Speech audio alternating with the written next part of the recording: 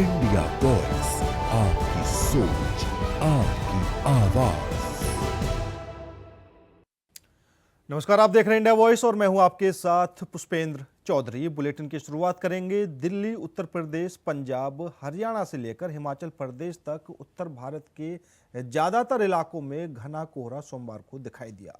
कोहरा इतना घना था कि 5-10 मीटर की दूरी तक भी कुछ भी दिखाई नहीं दे रहा था। मौसम विभाग ने पहले ही नोएडा, गाजियाबाद समेत उत्तर प्रदेश के ज्यादातर हिस्सों में घने कोहरे का अलर्ट जारी किया था। 15 दिसंबर को स्थिति बहुत ही खराब रही। मौसम विभाग के पूर्वानुमान के अनुसार पंजाब, हरियाणा और चंडीगढ़ के ज़्यादातर इलाकों में 15 और 16 दिसंबर को और उत्तर पूर्वी भारत में 15 से 19 दिसंबर, हिमाचल में 15 से 17 दिसंबर तक घना कोहरा रहने के आसार हैं। वायु प्रदूषण के साथ हवा की स्थिति और खराब रहेगी।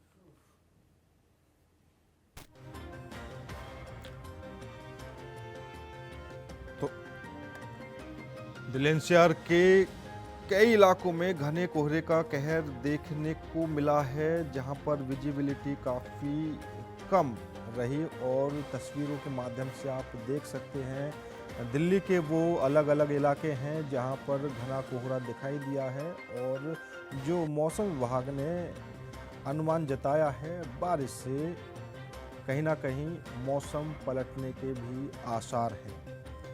तो दिल्ली एनसीआर सफ़ेद चादर में लिपटा हुआ नजर आया। सभी गाड़ियां लाइट जलाकर ही चल रही हैं, वहीं विजिबिलिटी काफ़ी ज़्यादा कम हो चुकी है। ये दिल्ली एनसीआर के वो इलाके हैं जहां पर घना कोहरा दिखाई दिया। उत्तर भारत में भी फिलहाल घने कोहरे का कहर जारी है। मौसम विभाग ने भी अलर्ट जारी किया हुआ है।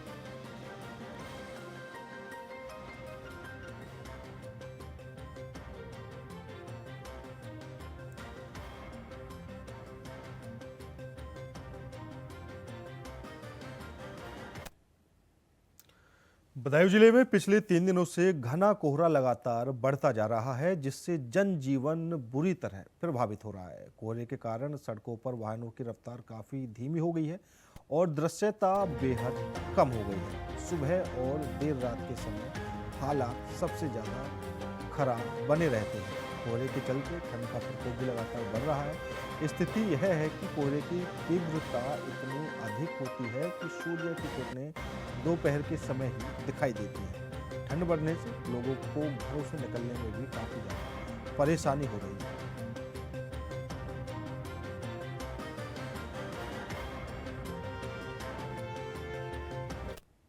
पहाड़ों पर लगातार हो रही बर्फबारी और शीतलहर के कारण बदायूं जनपद भी शीतलहर की चपेट में है। लगातार 3 दिन से पड़ रहे कोहरे के चलते जो रोडों पर वाहनों की रफ्तार वो धीमी पड़ गई है। हालांकि ठंड बढ़ने के चलते बदायूं की सड़कों पर भी लोग नजर नहीं आ रहे हैं।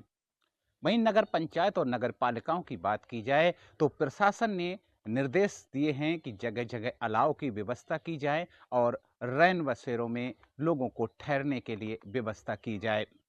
वहीं जिला अधिकारी अगर बदायूं अवनीश राय ने निर्देशित किया है कि जो गौशालाएं बनी हैं, चाहे वो स्थायी गौशालाएं हैं या अस्थायी गौशालाएं हैं, उनमें गौवंशों को सुरक्षित रखने की व्यवस्था की जाए। गौशालाओं को ढकने के लिए पर्याप्त व्यवस्था की जाए।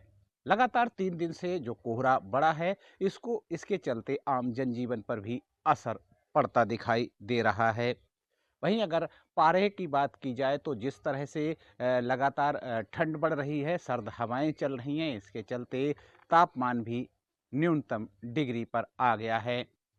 वहीं प्रशासन ने सख्त निर्देश दिए हैं कि जो स्कूलों का भी समय है उसे बढ़ाया जाए और ठंड से बचाव किया जाए। इंडिया वॉइस के लिए बदायूं से बिज। तो वहीं झांसी में भी ठंड का प्रकोप लगातार बढ़ता जा रहा है। पिछले कुछ दिनों से न्यूनतम तापमान में लगातार गिरावट देखने को मिल रही है, जिससे सुबह और रात के समय विशेष रूप से सर्दी कड़ाके की लग रही है। लोगों को घरों से बाहर निकलने में भी काफ़ी ज़्यादा दिक्कत का सामना करना पड़ रहा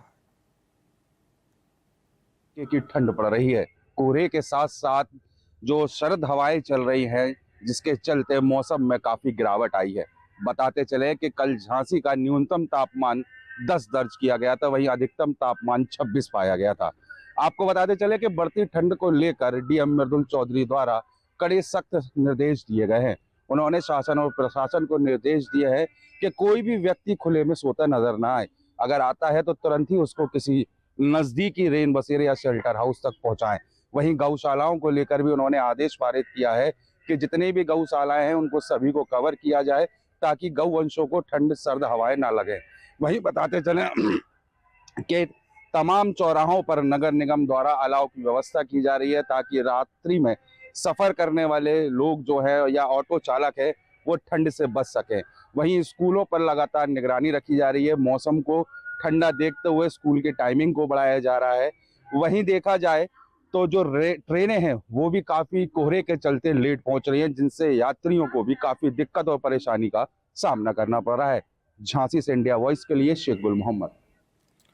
मिर्जापुर जिले में अभी भी ठंड का कहर लगातार बढ़ता जा रहा है। खासकर सुबह और रात के समय न्यूनतम तापमान में गिरावट ने जनजीवन प्रभावित कर दिया है। मिर्जापुर के ग्रामीण और शहरी इलाके दोनों ही ठंड की मार झेल रहे हैं। लोग घरों से बाहर निकलने में भी झिझक रहे हैं और अलाव, गर्म कपड़े और कंबल का सहारा ले रहे हैं। इस बार भारी कोहरे का प्रकोप आप देख सकते हैं कि शुरुआत हो गई है हर जिले में, यहाँ तक कि मिर्जापुर में देख सकते हैं। इससे पहले कुछ हल्के हल्के कोहरे हो रहे थे 6 बजे 7 बजे तक, लेकिन इस समय देख सकते हैं एकदम भारी कोहरा हो गया। लोग ठंड से भी ठिठुर रहे हैं, जिनका आना जाना भी इस समय दुश्वार होता चला जा रहा है, क्योंकि ठंड का प्रकोप इतना ज्यादा बढ़ गया है कि लोग अलाव जलाकर अपने को गुजर बसर करने के मजबूर हो गए। जगह जगह पर अलाव जला रहे हैं। और उसके बाद कुछ लोग ऐसे हैं कि जो इस समय ठंड की वजह से घर से बाहर नहीं निकलना चाहते, धूप का इंतजार करते हैं, लेकिन अब उनके मुरादे नहीं पूरी हो सकेंगे, क्योंकि धूप का धीरे धीरे जो निकलना बंद होता चला जा रहा है। और यहाँ पे देख सकते हैं किस तरह से हेडलाइटें की इंडिकेटर जल रहे हैं। हेडलाइट के सिर्फ लाइट दिखाई दे रहे हैं गाड़ियों के, वाहनों के जो चल रहे हैं यहाँ पर। लेकिन प्रशासन का सीधा निर्देश है कि भरे कोहरे में जो है कि सब लोग अपना लाइट जलाकर और इंडिकेटर जलाकर दिखाई दे, क्योंकि हादसे का शिकार कोई भी हो सकता है।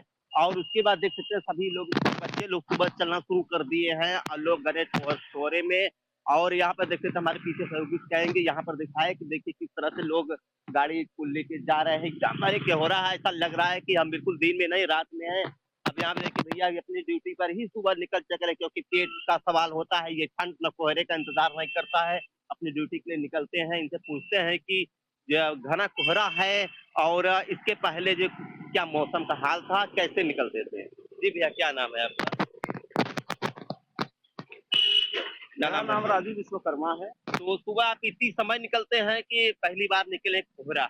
नहीं, मैं निकलता हूँ भाई। देखिए कोहरे का प्रकोप है और कोहरे से ठंड बहुत ज्यादा है, और ठंड की वजह से जो हाथ भी छूट रहे हैं और जो है परेशानियां भी हैं, और ठंड की वजह से आने जाने में ही तकलीफ है। और कोहरे तो आप देख ही रहे हैं। तो क्या करना चाहिए, रोज निकलते हैं आप इसे? और इसके पहले कैसा स्थिति थी इस मोहल्ले का ठंड का? ठंड का माहौल का भले नहीं था, लेकिन अब ठंड तो देख ही रहे हैं आप, आपके सामने है। जो कहना है तो देख ही रहे हैं, अब हम क्या बताएं। लेकिन ठंड है, प्रकोप है, कोहरा है, और इसको लिए अब आदमी अपना काम करने के लिए तो जाएगा ही। बिल्कुल ठीक है, परेशानी तो है ही है। ठीक है, आप देखिए यहाँ पे कोहरा चलते, दुकान भी है, दुकान पे लोग, कोहरा जो हो जाता है तो लोग क्या है कि घर से बाहर निकलते हैं, कुछ वॉकिंग करने के लिए निकलते हैं, तो सीधे रुकते हैं चाय की दुकान पर, चाय पीते हैं। और यहाँ पर अब इनसे भैया तो पूछेंगी कि जिनकी दुकान है, जब धूप होती थी कितने बजे खोलते थे, लेकिन कोहरे का प्रकोप ज्यादा ठंड हो गया है तो कितने बजे दुकान खोलते हैं? मैं पूछता हूँ, दुकानदार यहाँ बैठे हुए। भैया आज कोहरा बहुत भारी में हो चुका है, तो इससे पहले जब धूप होती कितने बजे दुकान खुलती थी? हमारा दुकान 4 बजे खुलता है। 4 बजे। तो इस समय कोहरा भी बहुत ठंड हो गया, तो तब क्या भी वही 4 4 बजे ही बजे ही खुलता खुलता है, है? 4 बजे। तो ग्राहक की स्थिति क्या है कि जब नहीं, कोहरा कोई नहीं आता होता, नहीं है, कोई आता नहीं है 4 बजे। चाय पीने आता नहीं है, तो इसमें ठंड की वजह से नहीं आ पा रहा है कि हाँ, ठंड की वजह से खुल जाए, दिखाई की नहीं वजह से? देता है। अच्छा, भैया कहना है कितना ज्यादा ठंड हो गई। चाचा जी क्या कहेंगे, इस मोहल्ले में आप रहते हैं, आना जाना भी रहता है, इसके पहले धूप बहुत ज्यादा था कि आज ही शुरुआत हुई कोहरे की? नहीं, आज 2-3 दिन से शुरू है। 2-3 दिन से इसी तरह से था कि कुछ कम था इस बार? इसी तरफ है, परसों से इसी तरह चल रहा है। चाची आप बताइए कि कोहरा का प्रकोप है, ये 4-5 दिन से बढ़ रहा है कि इसके पहले धूप ज्यादा थी? नहीं भैया, 4-5 दिन से बढ़ रहा है। 4-5 दिन से बढ़ रहा है। हाँ, यहाँ पर अलाव की व्यवस्था कुछ कर देंगे, आपका दुकान है यहाँ पर तो? हाँ, हाँ, हाँ, हाँ, ठीक है। अब देखिए कोहरा क्या है कि इतना ज्यादा बढ़ गया है कि लोग जो बुजुर्ग हैं और सीनियर सिटीजन्स हैं वो सब परेशान हैं, क्योंकि चमोली जिले के पहाड़ी क्षेत्रों में ठंड का प्रकोप तेजी से बढ़ने लगा है। नीति घाटी में तापमान 0 से नीचे पहुंच गया है, जिससे ठंड और अधिक कड़ाके की हो गई है। तापमान में गिरावट के कारण जल स्रोतों में पानी जमने लगा है और क्षेत्र में बहने वाले छोटे छोटे झरने भी बर्फ की सफेद चादर में ढक गए हैं।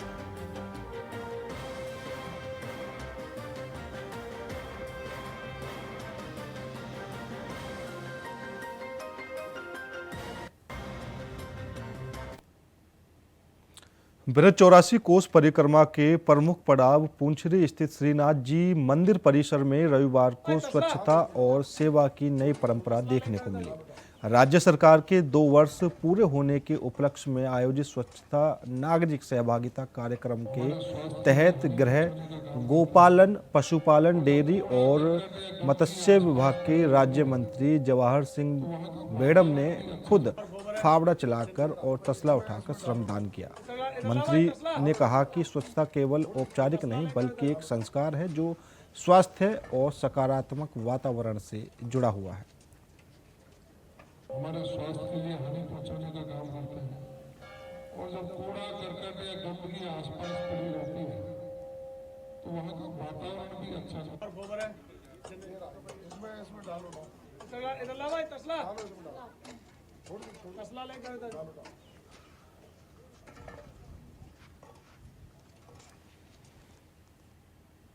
तो वहीं सीएम मोहन यादव ने नई दिल्ली में केंद्रीय गृह और सहकारिता मंत्री अमित शाह से शिष्टाचार भेंट कर उनका मार्गदर्शन प्राप्त किया। भेंट के दौरान प्रदेश के विकास, सुशासन और समसामयिक विषयों पर चर्चा हुई। इस अवसर पर मुख्यमंत्री मोहन यादव ने भारत रत्न श्रद्धेय स्वर्गीय अटल बिहारी वाजपेयी जी की 101वीं जयंती सुशासन दिवस के उपलक्ष्य में 25 दिसंबर को उनकी जन्मस्थली ग्वालियर में आयोजित होने वाले कार्यक्रम के शुभारंभ हेतु माननीय गृह मंत्री अमित शाह को औपचारिक आमंत्रण प्रदान किया।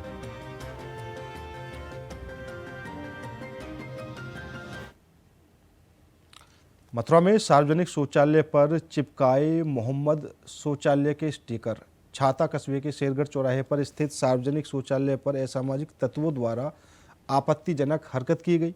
अज्ञात लोगों ने सार्वजनिक शौचालय पर मोहम्मद शौचालय, बाबर शौचालय और मोहम्मद अरशद मदनी शौचालय नाम के स्टिकर लगा दिए। घटना की जानकारी मिलते ही स्थानीय लोगों में रोष व्याप्त हो गया। लोगों का कहना है कि इस तरह की हरकतें सामाजिक सौहार्द बिगाड़ने का प्रयास है।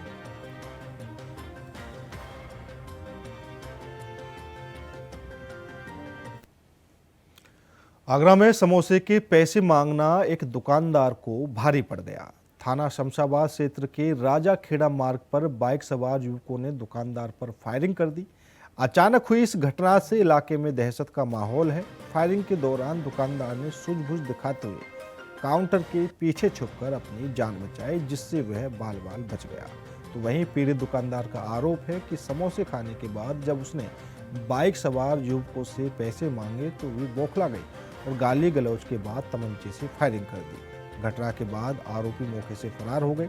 दुकानदार ने तुरंत पुलिस को मामले की जानकारी दी। सूचना मिलते ही थाना शमशाबाद पुलिस मौके पर पहुंची और जांच पड़ताल शुरू कर दी है।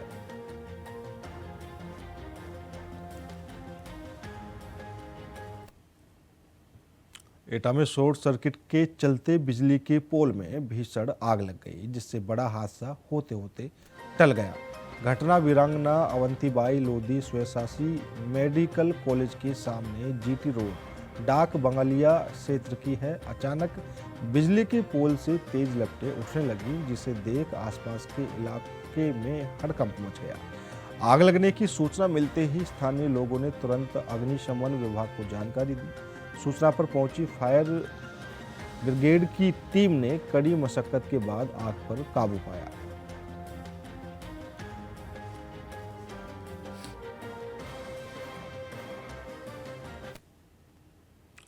रोहतास जिले में आरा सासाराम पथ पर नोखा थाना क्षेत्र अंतर्गत बस स्टैंड के पास एक दर्दनाक सड़क हादसे में एक व्यक्ति की मौत हो गई। मृतक की पहचान नोखा नगर परिषद क्षेत्र के भलुआही गांव निवासी राजेश गिरी के रूप में हुई है।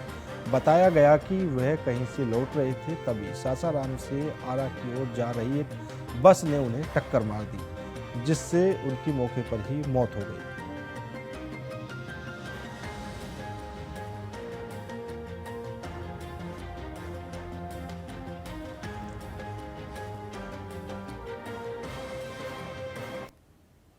मुरादाबाद में बीजेपी नगर विधायक रितेश गुप्ता के भाई अमित गुप्ता पर जानलेवा हमला किए जाने का मामला सामने आया है। घटना शहर कोतवाली क्षेत्र के मंडी चौक की है, जहां अमित गुप्ता दुकान से लौट रहे थे और इसी दौरान एक युवक ने उन पर अचानक हमला कर दिया, जिससे वह गंभीर रूप से घायल हो गए। घटना के बाद स्थानीय लोगों की मदद से अमित गुप्ता को तुरंत अस्पताल पहुँचाया गया, जहाँ उनकी हालत गंभीर बताई जा रही है और उनका इलाज जारी है। सूचना मिलते ही नगर विधायक रितेश गुप्ता अपने समर्थकों के साथ अस्पताल पहुंचे और डॉक्टरों से उपचार की जानकारी ली है। घटना की सूचना मिलने पर पुलिस भी मौके पर पहुंची और मामले की जांच पड़ताल शुरू कर दी है।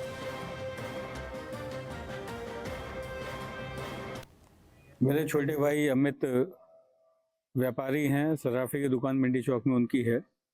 दुकान बंद करके वो जा रहे थे, तभी मंडी चौक के पास एक अभिषेक नाम के व्यक्ति ने उन पर हमला किया और अमित के साथ काफ़ी मार पिटाई की गई है और काफ़ी चोट अमित के आई है और जानलेवा हमला उसके द्वारा वहाँ किया गया है। पुलिस को सूचना दी गई है, पुलिस ने उसकी गिरफ्तारी कर ली है। अभी जिला अस्पताल में अमित एडमिट हैं, आगे की कार्रवाई पुलिस इसमें करेगी। अमल में पंकज चौधरी को बीजेपी प्रदेश अध्यक्ष बनाए जाने पर माध्यमिक शिक्षा मंत्री गुलाब देवी की चंदौसी आवास पर जश्न। शिक्षा मंत्री गुलाब देवी ने कार्यकर्ताओं को मिठाई खिलाकर शिक्षा मंत्री गुलाब देवी ने बयान देकर कहा कि बीजेपी केंद्रीय नेतृत्व ने बेहद अनुभवी योग्य पंकज चौधरी को प्रदेश अध्यक्ष बनाया है। इसके लिए वह केंद्रीय नेतृत्व की आभारी है। नए प्रदेश अध्यक्ष पंकज चौधरी ने कार्यकर्ताओं के प्रति बेहद समर्पित है। इसके लिए नए हमारे अध्यक्ष बने हैं पंकज चौधरी जी। मैं पार्टी के नेतृत्व के लिए, केंद्रीय नेतृत्व के लिए, प्रदेश के नेतृत्व के लिए बधाई देना चाहूंगी कि उन्होंने इतने योग्य और इतने अनुभवी, क्योंकि मैं उनके चुनाव में 3 दिन रही थी, मैंने देखा था कि किस प्रकार से कार्यकर्ताओं के प्रति उनका समर्पण है। तो बहुत अच्छे व्यक्तित्व को उन्होंने सामने लाया है पार्टी के, जो पार्टी को अच्छे प्रकार से चलाएंगे, कार्यकर्ताओं को सम्मान देंगे और जो कार्यकर्ता काम करने वाले हैं उनके लिए महत्व मिलेगा, उनके लिए आगे बढ़ाने का वो पूरा प्रयास करेंगे, ऐसा मेरा विश्वास है। मुख्यमंत्री पुष्कर सिंह धामी के हालिया बयान ने सुर्खियों को अपनी ओर खींचा है। उन्होंने कहा कि कांग्रेस ने प्रदेश के पहाड़ी क्षेत्रों में अवैध लोगों को बसाने का कार्य किया है। मुख्यमंत्री के इस बयान पर राजनीतिक हलकों में प्रतिक्रिया तेज हो गई है। बीजेपी विधायक विनोद चमोली ने इस संदर्भ में कहा कि बीजेपी लगातार अवैध लोगों को और अवैध निर्माण पर सख्त कार्रवाई कर रही है। जो बचाने का काम कर रहे हैं माना जाएगा, उन्होंने बचाने का काम किया। भाजपा लगातार इस पर मुखर है, भाजपा लगातार इस पर एक्शन में है और हमको कांग्रेसियों का विरोध झेलना पड़ रहा है। आज जो वोट चोरी की बात करने वाले ये कौन लोग हैं? क्या ये नारा कांग्रेस ने नहीं दिया? क्या इस पर कांग्रेस अभियान नहीं चला रही? क्या अभी दिल्ली में कोई रैली होने जा रही है? तमाम बैठकें उनके उत्तराखंड में चल रही है वोट चोरी को लेकर। तो कौन चोर है? ये वही चोर है जो घुसपैठे जिनको हम बोल रहे हैं ये उनको बचाने का काम कर रहा है। जब आप बचाने का काम कर रहे हैं तो बसाने का आरोप भी तो आप ही पर जाएगा ना, तो स्वीकारना पड़ेगा कांग्रेस को। मथुरा की शंकरपुरम कॉलोनी में दो पक्षों के बीच हुई मारपीट और तोड़फोड़ का वीडियो सोशल मीडिया पर वायरल हो गया है। घटना में पथराव भी हुआ जिससे कई लोगों के सिर फट गए और वे घायल हो गए। वायरल वीडियो में देखा जा सकता है कि दोनों पक्ष एक दूसरे पर पत्थर फेंक रहे हैं और स्थिति काफी तनावपूर्ण हो गई है। घटना के बाद कॉलोनी में अफरा तफरी मच गई और स्थानीय लोग डर के कारण अपने घरों में सुरक्षित रहने लगे। पुलिस ने मौके पर पहुंचकर स्थिति को नियंत्रित किया और घायल लोगों को प्राथमिक उपचार के लिए अस्पताल भेजा है। घटना की पूरी जानकारी जुटाते हुए पुलिस ने दोनों पक्षों के खिलाफ मुकदमा दर्ज किया है।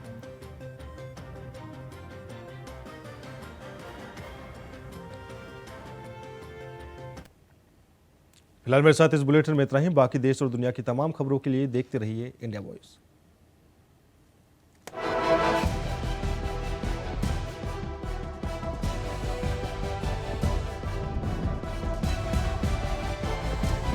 इंडिया वॉइस, आपकी सोच, आपकी आवाज।